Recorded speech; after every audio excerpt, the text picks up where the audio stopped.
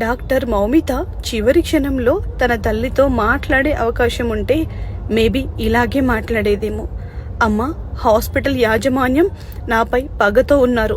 అందుకే వెంటనే నాకు డ్యూటీలు వేస్తున్నారు. దానికి కారణమేంటో ఇప్పటికీ నాకు మాత్రమే తెలుసు. కానీ తొందరలోనే మీకందరికీ తెలియాలి అనుకుంటున్నాను. అలా వెంటనే డ్యూటీలు చేయడం వల్ల ఒళ్ళు బాగా అలసిపోయింది. మధ్యరాత్రి 2 గంటల తర్వాత డ్యూటీలో ఉండగానే కొద్దిసేపు నిద్రపోవాలి అనుకున్నాను. అందుకే సెమినార్ హాల్కి వెళ్ళాను.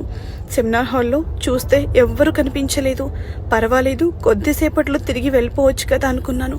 కానీ ఇంతలోనే శబ్దం వినపడింది. తిరిగి చూసేసరికి 15 మంది నన్ను గుమిగూడారు. తప్పించుకోవడానికి చాలా ప్రయత్నం చేశాను. గట్టిగా అరిచాను, ఏడిచాను. అయినా సరే ఎవ్వరూ నన్ను వదిలిపెట్టలేదు. చాలా క్రూరంగా అఘాయిత్యం చేశారు. అలా చేసేటప్పుడు వారికి సహాయంగా నా తోటి డాక్టర్ కూడా వాళ్ళతో పాటే ఉంది.